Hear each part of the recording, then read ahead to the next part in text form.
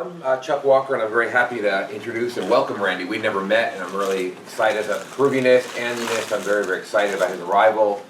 This is one thing about UC Davis. We have a very, very strong Andeanist tradition, a term that can be defined in many different ways.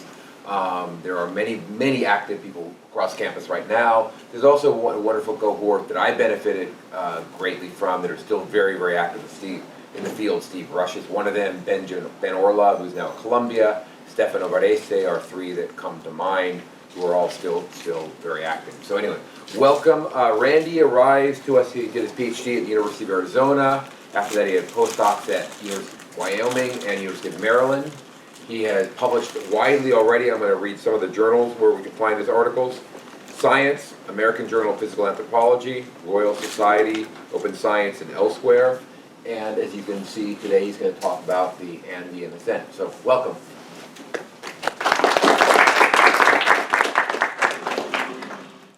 you for the nice introduction, Chuck. Again, my name is Randy Haas, the Department of Anthropology. I'd like to take just a quick moment to thank the Institute for Social Sciences and the Hemispheric Institute of the Americas for sponsoring this talk and inviting me to talk today. I'd also like to specifically thank Vicki Austin and Jeremy Till for coordinating for their coordination efforts for this talk.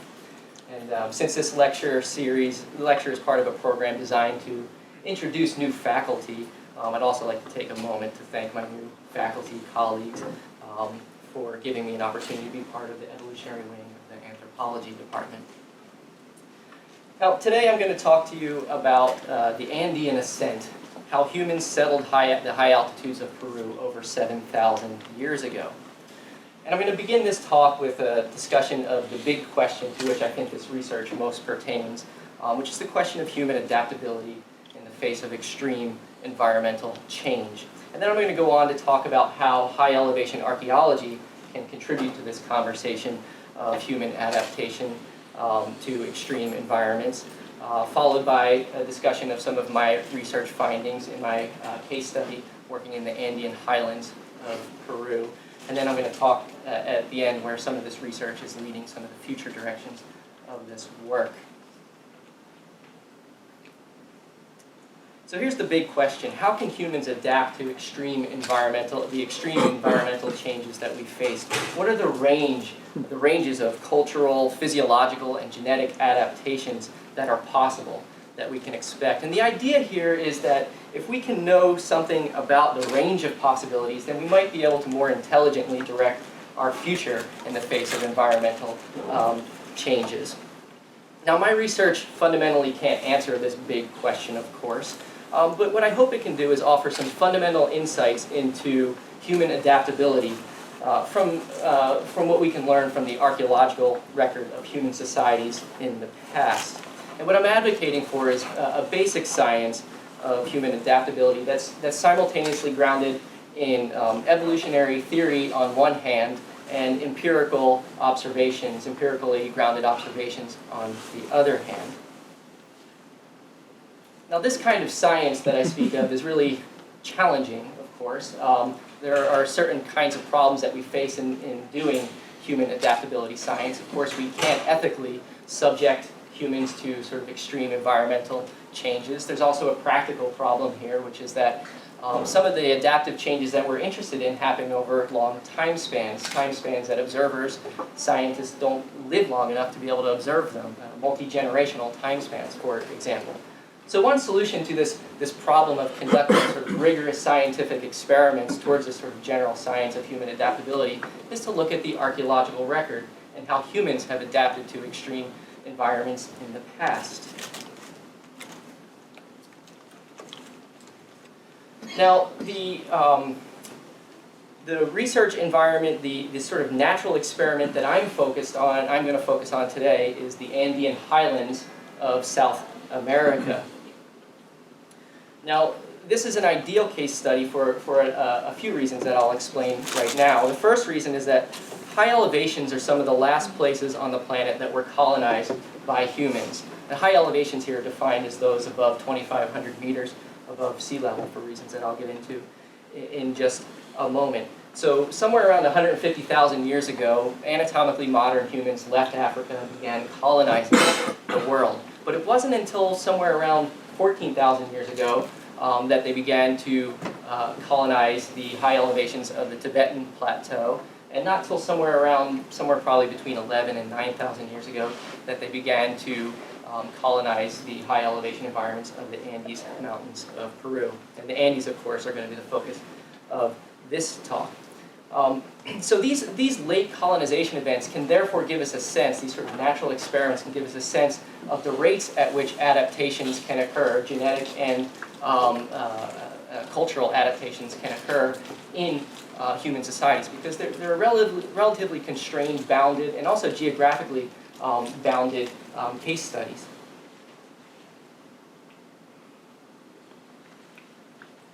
The other reason that these are ideal natural laboratories for understanding human adaptation is that they're really extremely challenging environments for biological organisms to live in.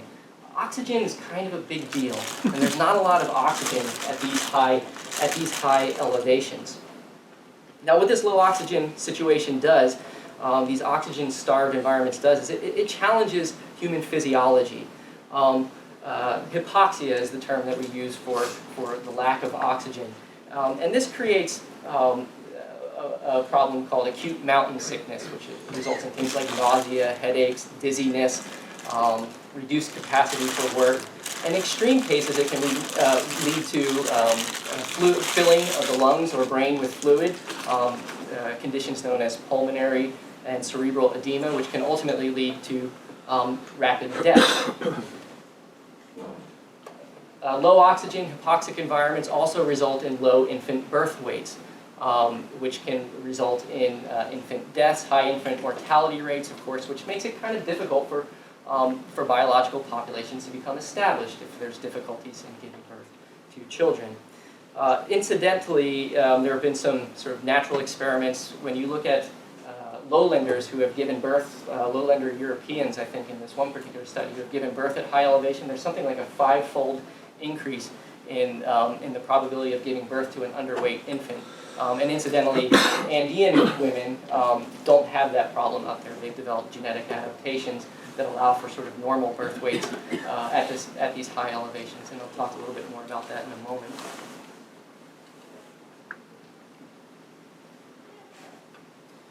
The other problem that high elevation environments create is that they're cold, right? These are cold places to live. They challenge our thermoregulatory abilities. Not only are they cold, but they also have very few combustible resources. There's not a lot of wood or trees up there to burn in order to maintain one's, to regulate body temperature, and so that can lead to hypothermia and death. So in sum, it's these two things, this late colonization and these extreme conditions that make these highland environments an ideal natural experiment for exploring human adaptation, both cultural and genetic adaptation. Now here's the upshot. We know what happened in the end, right? We know the end game here. Humans were very successful at adapting to these challenging environments. And we know that from modern Aymara and Quechua populations that live there today. Aymara populations number somewhere in the 2 million, Quechua populations somewhere around 10 million people today. And they've developed genetic adaptations to living at high elevation. They have certain adaptations and certain alleles of their genetics that lead to highly efficient oxygen delivery systems that allow them allow for increased work capacity at these high elevations. That also allow for sort of, as I mentioned earlier, normal infant birth weights at these high elevations. They also have a number of cultural adaptations that are also very successful. Aymara, for example, both Aymara and Quechua have this form of social organization known as Ayu, and this social organization gives them collective labor strategies to work out collective problems together. They have agricultural economies. Potato and quinoa farming are very well developed in these regions. Llama and alpaca herding also exist in these regions. There are also complex market economies that exist in this region. So the Endgame is quite successful adaptation. But what we really don't know is what happened in between. So we know that people arrived somewhere between 10,000 and 11,000 years ago. We know the Endgame, but what happened in between? What was the process that unfolded that led to these highly successful adaptations? And for this, we can refer to the archaeological record to trace out the evolution of this adaptive process over this long time span. And the specific case that I'm going to focus on today is the Lake Titicaca Basin in southern Peru. And we can look to the archaeological record, archaeological sites that have been excavated to get a sense of when some of these adaptive behaviors began. And I'm going to talk really briefly here about 4 or 5 sites. Tiwanaku, let's see, where are we here? Is my head in the way? I think so. Tiwanaku, Chiripa, Hisca-Ramoko. There's another site here called Kayachuro that's related. And then Sororo Makayapata, which is the site that I'm currently working on. And we can use the archaeological record of these various places to understand when these adaptations began. For example, these are features of the archaeological site of Tiwanaku. And Tiwanaku exhibits monumental architecture, for example, as you can see in the top photo. Large pyramids, sunken courts, temples, suggesting large-scale integrated structures. There's evidence of agricultural and pastoral economies at this time. Evidence of complex economies with specialized craft production and manufacturing. Specialized manufacturing of just exquisite textiles, such as this woven hat here, ceramics, metal technologies. So we can see that a lot of the cultural adaptations that are in place later in time have at least some precedent in the archaeological record. And this site dates somewhere to around, I want to say around 1,000 to 1,500 years ago. So using the archaeological record, we can see that many of these cultural adaptations existed at that time. Incidentally, we don't know much about the genetics of Tiwanaku populations, so we can't say yet whether or not some of the genetic adaptations were. And here's sort of a summary. I'm not going to go through all of the sites, but here's a summary of what's going on through time in the Titicaca Basin. This is basically a timeline starting with 10,000 years ago on the left, going up to the modern day, present time. At the top here are the archaeological sites that I've mentioned: Tiwanaku, Chiripa, Hisca-Ramoko, Kayachuro. These are the dates of them. You can see that those sites basically extend back to about 5,000 years ago. And then each of these solid lines down here represent some human behavior and what we know about their temporal distribution or how they were distributed through time. For example, here, stone tools. We know that stone tools, actually there should be a gray line here that indicates population, but that's not showing up. Not important. Population goes up. So here are stone tools, and they've existed throughout the time period. And we know that from surface finds. We can see that on the surface of the landscape. Permanent highland occupation. This is a particularly important variable, right? Because this is, if we want to understand rates of cultural and genetic change in this environment, one of the things we need to know is when people were first living on a permanent basis in this high elevation landscape. This is kind of the denominator in our equation for the calculation of rates of change. Okay? And as of right now, from these archaeological records, we know that people were permanently occupying the Titicaca Basin by at least 5,000 years ago. But since we don't have archaeological sites excavated from an earlier time period, we don't know what came before that time. Okay? So this is sort of an unknown area. We know that permanent housing, food production, and ceramics were firmly in place by about 3,500 years ago. Incidentally, these solid lines are telling us when these behaviors were fully manifested, firmly in place. The dashed lines indicate periods of sort of incipient forms of these behaviors. So we have sort of semi-permanent housing, low levels of food production, maybe early experimentation with ceramics going back to about 5,000 years ago. But again, because we don't have sites excavated earlier, we don't really know what came before that. Settlement hierarchy. This is, we're organized today in something what would be termed a settlement hierarchy. We have large central capitals, which service sort of more regional capitals, which service smaller settlements and so on and so forth, down to small hamlets and so on and so forth. This sort of hierarchical structure of human settlements is what we refer to as a settlement hierarchy. And we know that settlement hierarchy from previous studies existed among Tiwanaku societies, and that versions of it from previous analyses went back to probably around 3,500 years ago. But we don't really know whether or not settlement hierarchy existed before that. Metal technology back to about 4,000 years ago. We have early gold artifacts from the site of Hiscaromoko that tell us that metal technology was in use then. Don't know what was before that though. Warfare, organized warfare. Organized warfare was a part of Tiwanaku society. We have incipient forms of warfare, aka violence, evidence of violence going back to about 4,000 years ago. Corporate architecture, this is probably one of the things that we do know well. We know that corporate architecture was going on in a serious way during Tiwanaku times with large pyramids and temples that I mentioned. And there are some sunken courts that go back to maybe 3,500 years ago that we know about.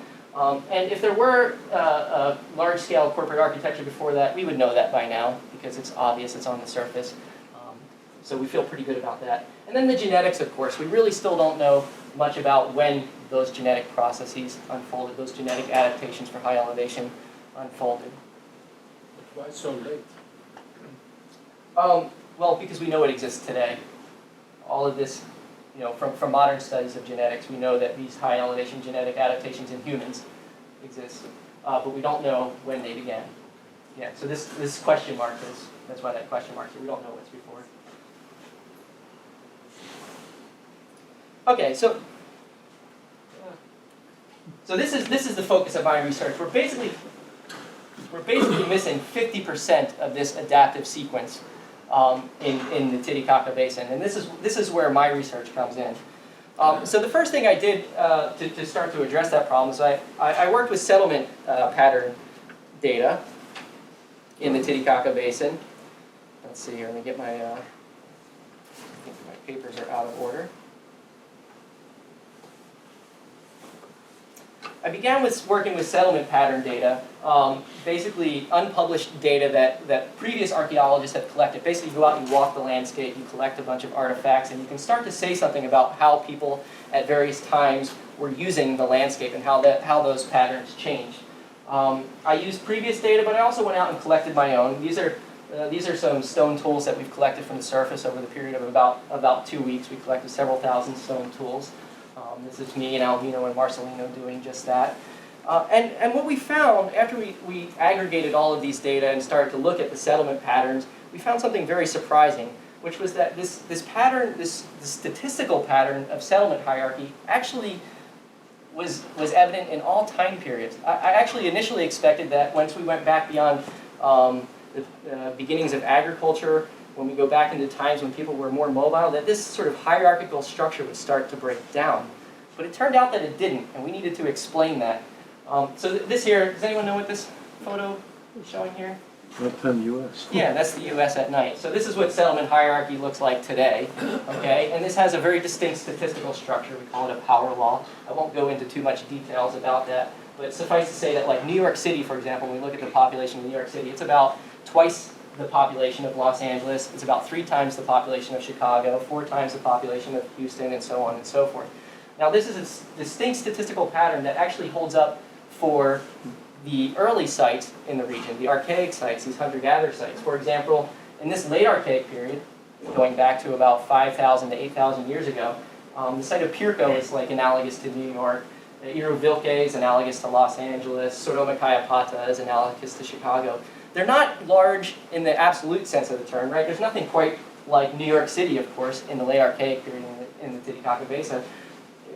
But in a relative sense, in a statistical sense, the same general underlying statistical structure is present. So this was confusing to me. Why would people who we think are highly mobile hunter-gatherers exhibit this sort of hierarchical settlement structure that we think of as being associated with really complex, organizationally complex societies? So the next phase of my research went to try to figure this out by putting a shovel in the ground and digging one of these sites. This is the site of Sodomacayapata. If you can't say that well, it's kind of like the Chicago of the settlement hierarchy, okay? It's the third largest settlement in that archaic system. And I went to excavate this site to figure out what was driving this the emergence of these large settlements in this hierarchical structure. And we started to get answers to that right away. What we discovered were about 80,000, we recovered about 80,000 archaeological artifacts. Most of them were stone tools, but also burnt bone, ground stone artifacts, and burnt plant materials. Animal bones, large animal bones were abundant. We think these are from Vicuña, which is sort of a wild camelid that lived in the area. So people were eating and heavily invested in these large game called Vicuña. There were no permanent, we also discovered 16 pit features, these sort of dugout pits. Most of those actually had human burials in them. I'll get to those in just a moment.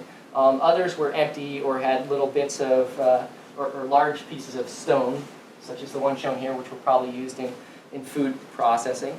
Importantly, there were no permanent houses at this site, no ceramics, and this tells us that this site was probably not occupied on a permanent basis.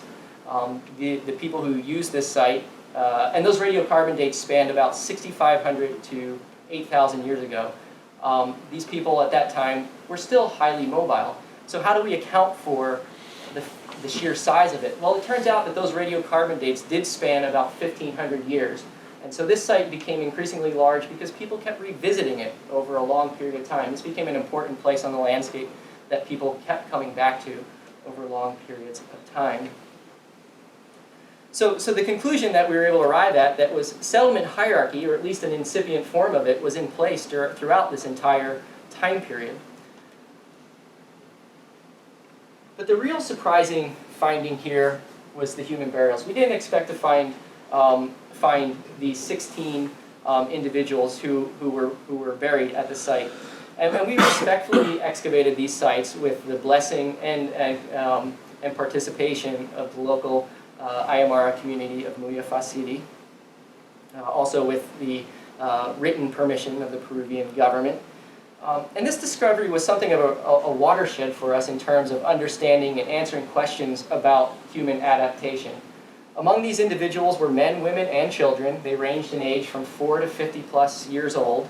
All of them were in really good health, no osteoarthritis or anything like that.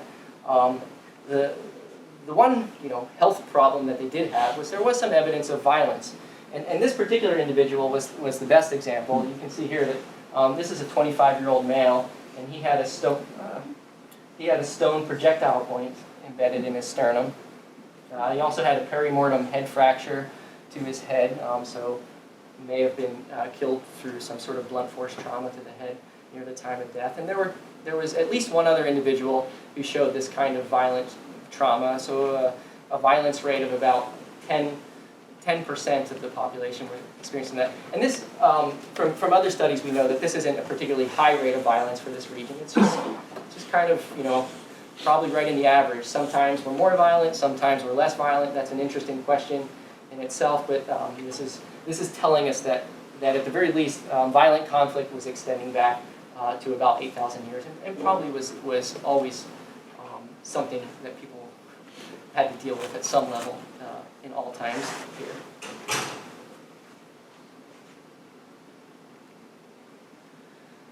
The other question that these human remains allow us to put the nail in the coffin, so to speak, is the question of permanent occupation.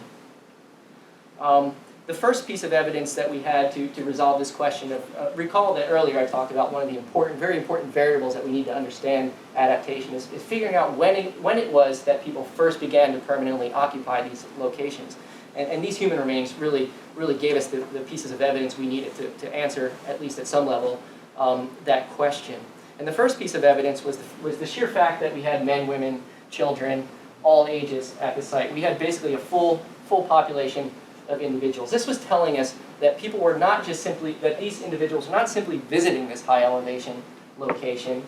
They weren't coming from the lowlands and just coming up temporarily to harvest certain seasonal resources.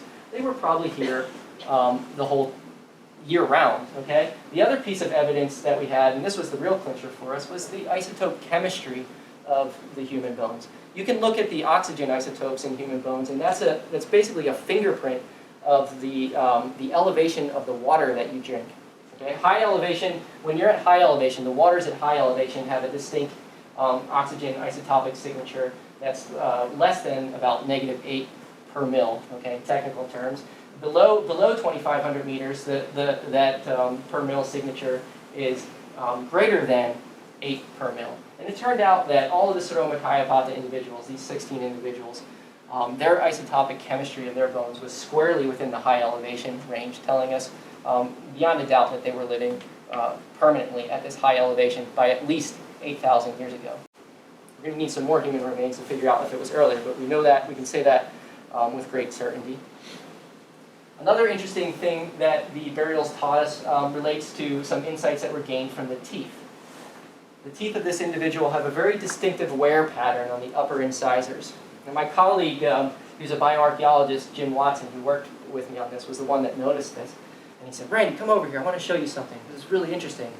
These humans have lingual surface attrition of the maxillary anterior teeth." What is that? What is, I said, what is LMA-FAO? I don't know what this is. And he said, "No, LSA-MAT is what it is." And he says, this is a pattern of wear that tends to correlate, that we know from the ethnographic record correlates with tuber processing. And it turns out that among people who use manioc or kung foragers who use tubers, they basically use their upper teeth to scrape the outsides of the tubers, the rinds, okay?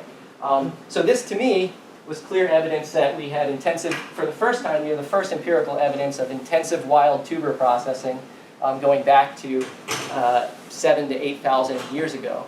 Now, this is an interesting finding, especially for a part of the world that's supposed to be the origins of the potato.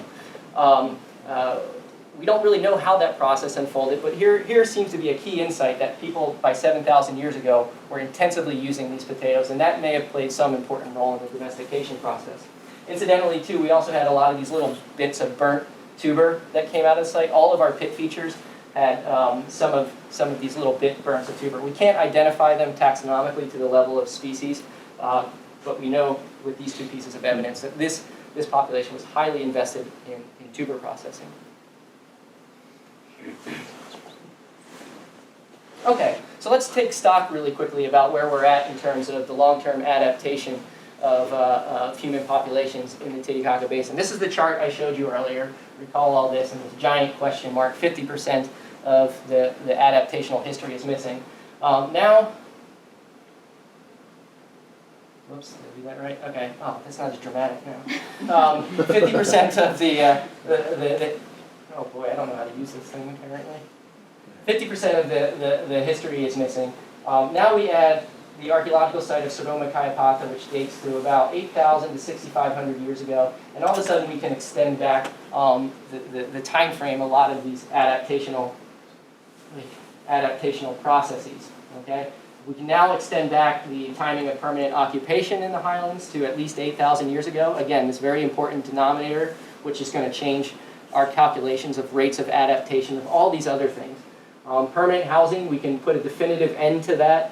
We can take away that question mark because we know now that there wasn't permanent housing before that, nor was there ceramics or any evidence of food production. These are hunter-gatherers. But what we can add to this picture now is some insights related to early tuber intensification. We know that settlement hierarchy, there are at least incipient forms of it now that go back right to the beginning of occupation 10,000 years ago. Metal technology, we can take away that question mark. We didn't find any metals at Saromachiapata. Warfare, we know that there are incipient levels of violence, or low levels of violence at least, at this time. Corporate architecture, we can confirm that. But as I will show, there are some other things that may be going on in terms of cooperation, some new insights that are particularly intriguing that may relate to this. High elevation genetics, I'm sure you're all dying to know. What about the genes? Do we see those sort of adaptive alleles yet among this early population? The short of it is we don't know yet, but we're going to know very soon. The other thing that this is allowing us to work on is really to develop a model for tuber and potato domestication in the region. Now, potatoes, I'm sure you all know what they are, right? These are like the fourth most important crop in the world after wheat, maize, and rice. Maybe the opposite order, I can't remember. And for all of those, we have a really good understanding of their evolutionary process, right? There have been well-developed models, but to my knowledge, there doesn't currently exist a good model for the evolution of the potato. How did that domestication process unfold?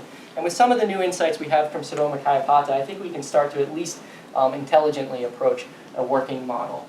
So the model that I'm imagining right now is that you have this sort of high residential mobility early on. People are searching for vicuña and taruca. Taruca is basically a wild deer moving across the landscape as populations of those become depleted and move to a new spot. But all the while, we think that women may be out harvesting tubers and bringing them back to these central places on the landscape. And we actually have good reason to think that there's this division of labor. The skeletal structures show differences in levels of mobility between men and women at this time.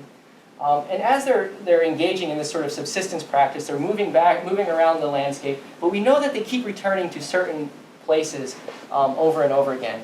The Sodoma Hypoxia evidence suggests that for at least 1,500 years, people keep returning to this spot, and they keep interacting with these very localized plant resources. And as long as they're preferentially exploiting the best plants in the environment and bringing them back to the same place and keep interacting with them over a long period of time, I expect that there's probably some directional genotypic change that's happening in those populations. So this is at least a rough sketch of a working model that I'm trying to develop.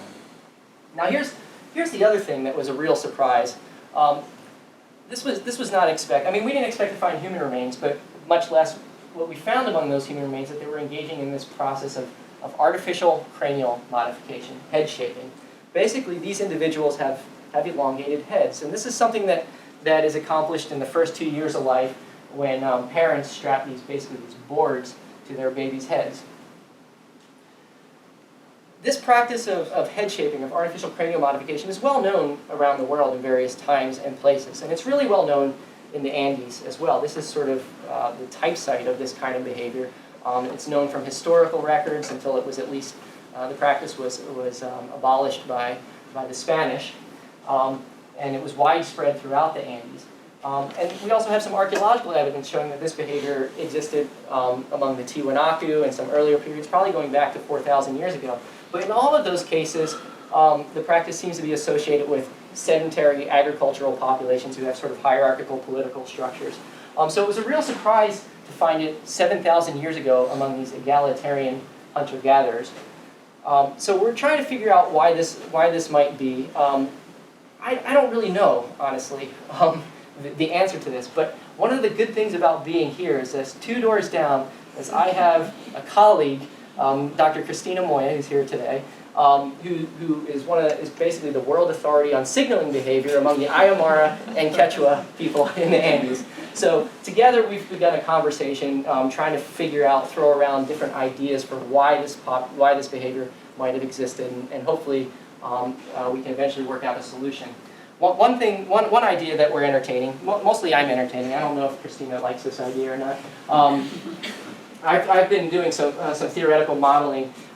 We know that these people were really heavily invested in vicuña hunting. And if you look at the economics of that, there's actually an economy of scale to be realized. The more people that you engage in a vicuña hunt, in a drive, for example, the better the per capita gains for any individual. So there's a strong economic incentive to cooperate at large scales with other individuals. Now, that being the case, one of the real challenges is knowing who you can cooperate with and who you can count on. Because if any one of these individuals screws up, the whole enterprise is lost. Okay? And so one of the ideas that I'm entertaining is that maybe this artificial cranial modification, which happens at a very young age, is a reliable, honest signal of one's upbringing. And if everybody shares the same sort of general upbringing related to these processes of cooperation and large game, then maybe that signal helps people, especially people who are highly mobile and moving around landscapes a lot, identify others who are reliable cooperators in these kinds of situations. And so there are 2 ways we're going about exploring that. Both Christina and I have been visiting these modern game drives, these modern vicuña chacus in the Andes that happen among Aymara and Quechua populations today.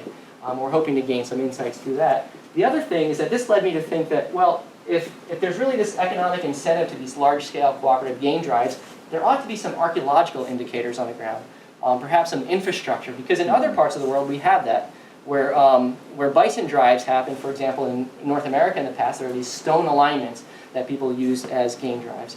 And so I've been looking around Google Earth at satellite imagery, trying to find some kind of infrastructure. And I recently stumbled upon these. I don't know if you can see them really well. But these are these little funnel-shaped walls, stone walls with a little corral at the end that I'm finding all throughout this area. I've identified about 12 of them now, and they're the exact same size and shape of the modern corrals that people are using in vicuña drives. But we haven't looked at them on the ground yet. Right now, all I have are these fuzzy images and satellites. So one of the things I'm hoping to do is go down, look at these things on the ground, see if they have, see what they date to, and if they date to the right time periods, maybe we'll do some excavations at them in the future to determine if they're being used for that purpose. Okay, I think I'm about out of time here because I want to leave some time for questions, but this is where we're at. Let's take stock once more as we head out. This is where we're going with our understanding of high elevation adaptation. This work has answered some old questions, but it also has raised a bunch of new ones.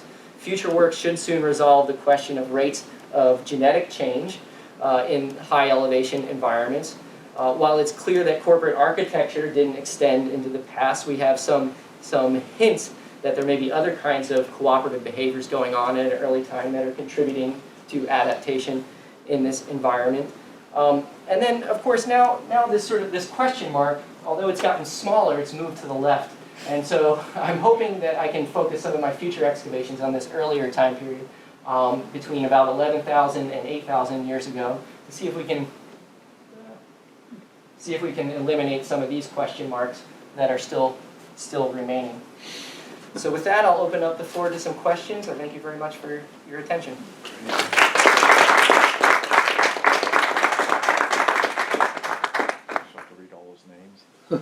Yes, Yeah. read all of those names. A couple. One comment. So the vicuña drives. I'm reminded of a very early article by Julian Stewart on tappers and trappers, talking about rabbit drives and episodic social organization around hunts. That might give you some ideas for looking at the vicuña.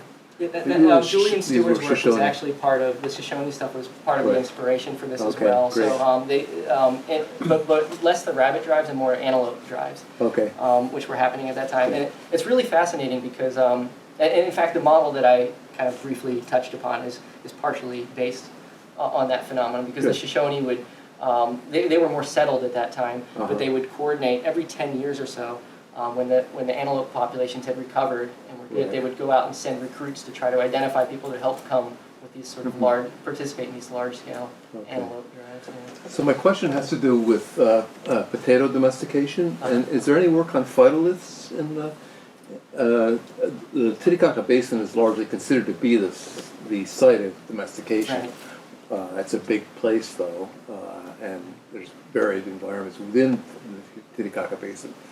But would phytoliths be something that you could, maybe even from tooth remains, to see the type of are there any potato phytoliths on the tooth remain? Yeah, we're working on that, and there actually was a PNAS paper that came out, I think last year, at the site, based on the site of Hiscaromoko, this 4,000-year-old site, where Dr. Claudia Rummel looked at did washes of the groundstone to look for phytoliths on those, and she found tuber phytoliths on those 4,000 years ago, which was a surprise because we're not really sure exactly why people would be using groundstone with potatoes or tubers. But it appears that could have been the case. I'm always a little skeptical of phytolith work on groundstone because these small particles can move up and down sediment columns very easily. But the other thing that we're doing, which you've hit upon, is that we've sent some of the dental calculus from these individuals to Christina Warner at Oklahoma, and she's going to be looking at those. She's mainly interested in microbiomes, but I'm hoping that we can also identify potentially starch grains, phytoliths, and that sort of thing in the teeth. Unfortunately, the dental health of these individuals was extremely good. Only one cavity in the whole population. It also meant there wasn't a lot of plaque dental calculus plaque available for analysis, but there was a little bit, and maybe we can identify those things in that. We'll see. Jenny. For the stone tools that were found with some of the individuals, were the stone tools ever sourced back to any the original sites of where they came from, or did you find them possibly with other groups, like if there were any analysis on warfare, like intra-warfare, like intra-group warfare or inter-group warfare? Yeah, that's a really good question. We did a pretty thorough analysis of the raw materials of this stone, and they all seem to be local materials. None of them are coming from very far, at least that we can tell.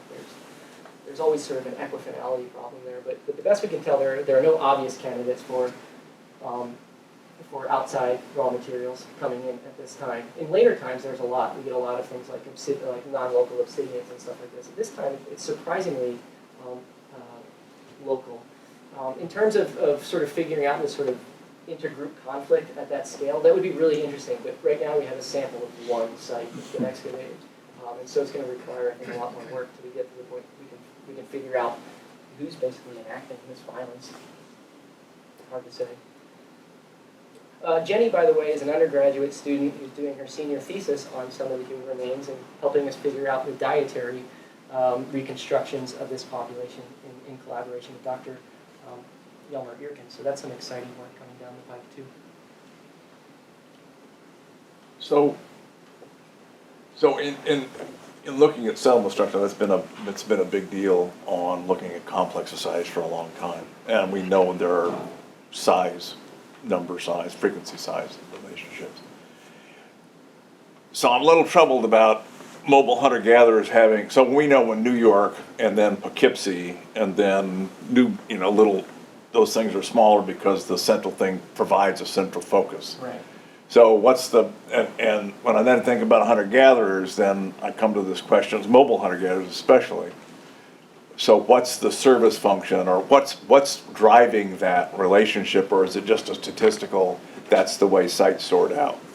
Yeah. If we did this in Reese River, or if we did this in any other place, would it always turn out the same, and then it turns out to be? Yeah, that's and that was sort of once we discovered this unexpected statistical pattern, that was the next obvious question, is what's really driving it?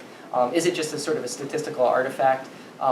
We don't think so. We think that there has to be, what this is telling us, this fact that you have these really large settlements that are really rare, extremely rare, but extremely large, much larger than other settlements in the system, that's telling us that there's some sort of recursivity, is that a word? Recursiveness in the behavior. So these large sites are basically becoming a focal point for revisitation, and that seems to be, that aspect of the model seems to bear out in the excavations and the time frames that we're looking at. And this is not unusual among, as you well know, hunter-gatherer sites. There are many out there that have incredible persistence. So then the question is, what's driving that persistence? There you go. The persistent use of place, right? And my first thought, of course, at the time was that there's some sort of natural resource that makes that possible, a spring, some sort of resource patch, a food patch, or something like that. I don't know if you saw the pictures of that site. Yeah. It's on a flat plain. There's nothing out there. There's really nothing environmentally special about that location. And the same goes for, that was the Chicago. The same goes for the New York and the Los Angeleses of the late Archaic in that period. These are just sort of out in the middle of nowhere. So there's no real obvious, there's no obvious environmental thing that's driving or pulling people to these locations. So what I think, the conclusion I finally have arrived at is that it's sort of these constructed aspects of that place on the landscape that are making them important. There may be some sort of trivial reason that particular place was occupied initially, right? It might be that it happened to be a chance encounter with Vicuña 8,000 years ago. The group set up there, they set up shop, added infrastructure, created fire pits, left some stone tools there, and so on and so forth. And then they left, okay? Until the next time that the Vicuña populations were good in that region again. And then when they came back to that region, rather than setting up an entire new camp, they went back and reused the one that they had already set up because they left a lot of stuff behind there that was really useful. So in this sense, it's sort of the constructed aspects of that particular location that may be important, that may be driving the sort of So you recursive don't use of think these that the place places. where the biggest site is for some reason really good? I- It's just, Yeah.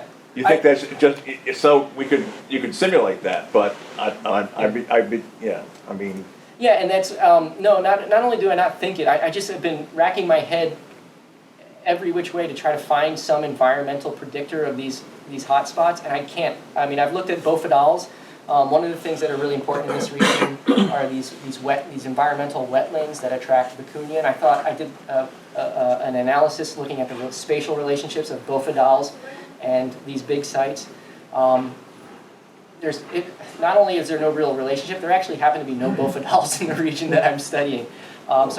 If there is some sort of environmental draw to these places, it's gone. I can't detect it archaeologically right now. And I've done. so the populations that are there every time are the same size, so what we would do then Yeah. is it the same population, n times over here, 20 n times over here, creating a size, or is that larger populations actually here Yeah. as opposed to there? I think this is a fundamental difference between the settlement hierarchies of these hunter-gatherers and the settlement hierarchies that we see today. Yeah, I think that's an important distinction. Whereas the settlement hierarchies we see today are contemporaneous occupations of many individuals. All right. Yeah, I think we can rule that out in the past. Obviously population size in the past was highly variable, but it wasn't as variable as it is today, at least at any given point on a landscape. And so really the only way we can account for that statistical structure then is, if it's not variation in population size per se, then it's about time. So is that the null hypothesis for all hunter-gatherers? And what causes that repetition of Yeah. occupation? In fact, I've looked at this now for other regions. I looked at it in the American Southwest, for Middle Archaic hunter-gatherers in the Southwest. I used a data set there. I've looked at it on the coast of Peru, at settlement patterns, 10,000-year-old settlement patterns there. And the pattern seems to be cropping up everywhere. So I think it really is a sort of a constant of human behavior. And what I think is driving that is honestly just our propensity to use tools. The what? To use tools. I think that's basically what it comes down to. All of our subsistence, all of our behaviors are fundamentally dependent on tool use. And there are certain costs, there are a lot of costs, as you well know, in procuring the raw materials for tools, in manufacturing them, in developing shelters, creating hearths, right? We rely on this kind of infrastructure. And so when you create that infrastructure at a place on a landscape, and then in a future time you have a chance you're back in that general area, you can incur a lot of cost savings simply by reusing the infrastructure that you left behind in the past. So I think that simple use of tools is really maybe what's driving the persistent use of places in this particular case in human societies. That's my argument anyway. And you can take it or leave it. I've run simulations too. I have a whole bunch of agent-based models that I've done looking at different kinds of factors that can contribute to the statistical structure. And the only the only simulation that seems to work really well and explain the archaeological record is if I create a simulation where people bias their use of the landscape based on their previous uses of the landscape. When I do that, I get the exact same statistical structure. Well, of course you will.